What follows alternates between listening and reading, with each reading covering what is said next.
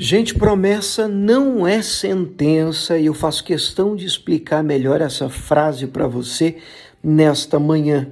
Mas antes de qualquer coisa, o meu bom dia, você que está me ouvindo, onde quer que esteja, que Deus abençoe sua manhã, o seu dia, dia de graça, de bênção, essa sexta-feira seja um dia de alinhamento com as escrituras sagradas e que venha um final de semana de graça, de provisão da parte do Senhor, dando a você também a oportunidade de cultuar a Deus onde quer que você congregue, que você no domingo esteja também, ou pelo menos procure estar na casa do Senhor. Bem, o texto que eu quero ler é o de Josué, capítulo 1, o verso de número 6, que diz assim: Esforça-te e tem bom ânimo, porque tu farás este povo herdar a terra que jurei aos seus pais que lhes daria. Bem, o momento do texto em que essa história se passa, Moisés tinha acabado de falecer e Deus agora está dando instruções a Josué, o seu sucessor. E Josué está dizendo a Josué: olha, Moisés, o meu servo ele é morto, agora é contigo, levanta, passa esse Jordão, tem um compromisso, você tem que levar esse povo até a terra prometida. E em determinado momento, e é esse o momento que eu estou lendo, o Senhor Deus repete a ordem dizendo: esforça-te e tem bom ânimo. Quer dizer, eu espero de você, Josué, esforço e muito bom ânimo. Para quê? Para que você faça este povo herdar. É o mesmo que afirmar, Faça esse povo tomar posse da terra que eu jurei aos seus pais que lhes daria. Então, é mais do que uma promessa. Deus jurou. E jurou por ele mesmo, por não haver nada maior do que ele, Deus jurou por ele mesmo que este povo entraria na terra. Qual é o ponto, então, da mensagem do nosso devocional desta manhã? Muita gente, de maneira equivocada, tem compreendido que quando recebem uma promessa de Deus, seja no ambiente da igreja, ou mesmo lendo a sua própria Bíblia em casa, no seu devocional com Deus, eles acreditam estar diante de uma sentença. Espera aí, mas Deus falou que ia fazer.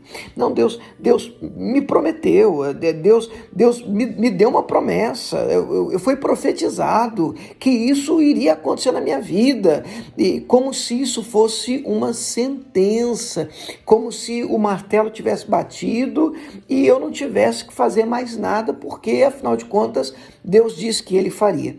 E eu olho para esse texto e percebo como, às vezes, as pessoas correm o risco de encontrarem um desequilíbrio na maneira de acreditar. Porque se você entender errado, você vai crer errado. E se você crer errado, não vai acontecer do jeito que você está esperando. É um efeito cascata, um efeito dominó. Perceba que nesse texto, mesmo Deus tendo prometido a terra, não é à toa que a terra de Canaã é chamada, conhecida como a terra prometida, e eu digo até mais do que isso, mais do que uma promessa, Deus está dizendo: eu jurei que daria essa terra para vocês. Logo, algumas pessoas, diante de uma promessa tão forte como essa, não, eu jurei, vocês vão entrar lá. Dá a entender, então, que vamos cruzar os braços e vamos celebrar e vamos nos alegrar. Afinal de contas, Deus disse que faria, e se Deus já disse que vai fazer, logo eu não preciso fazer nada. Equívoco seu. Engano seu, porque mesmo diante de tamanha promessa, o texto, dentro do mesmo versículo, Deus vira para Josué e diz: esforça-te e tenha muito bom ânimo.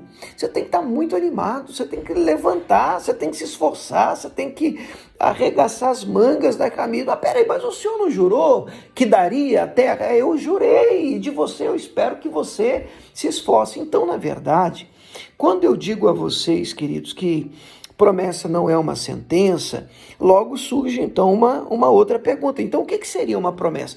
Para mim, William, eu entendo por promessa de Deus, o recebimento de uma profecia, uma palavra, eu entendo Deus me apontando o caminho, a direção. É como se Deus estivesse dizendo: é o que eu tenho para você, William, é que você chegue lá, é que você alcance aquilo ali, é que você tome posse daquela terra.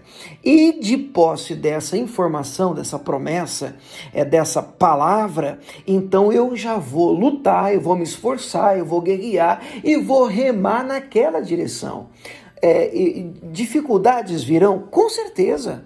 Mas mesmo tendo promessa, claro, o texto mostra isso, eram gigantes que precisavam ser expulsos, precisavam ser vencidos, então não é porque Deus disse que nós vamos encontrar facilidade. Aí você pode me perguntar, pensa até ser inevitável, né, pastor, mas então, de que adianta uma promessa? Poxa, toda a diferença. Você quer ver? Vou te explicar rapidinho. Quando alguém não tem uma promessa de Deus, ele começa a remar numa direção sem saber se é o que Deus tem para ele.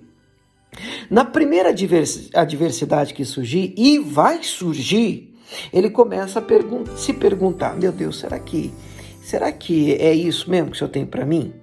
E ele está pronto a desistir, ele está pronto a dar meia volta, ele está pronto a desanimar, porque ele não tem convicção.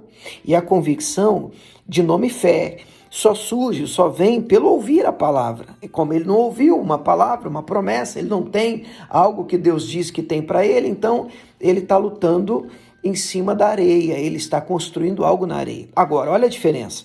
Deus disse, Deus jurou, Deus falou. Então agora eu posso me esforçar. Quando a adversidade vier, e também virá, certamente ela virá, o meu comportamento será diferente. Não, foi Deus que disse, eu tenho uma palavra, Deus me apontou esse caminho, essa direção, eu sei em quem tenho crido, foi assim que Paulo disse, e então eu recobro o ânimo, porque eu estou construindo algo sobre a rocha, que é a palavra de Deus. Eu espero que Deus continue falando, seu coração, o áudio ficou um pouquinho mais extenso aqui nessa manhã, mas eu espero que isso tenha te abençoado. Vamos orar?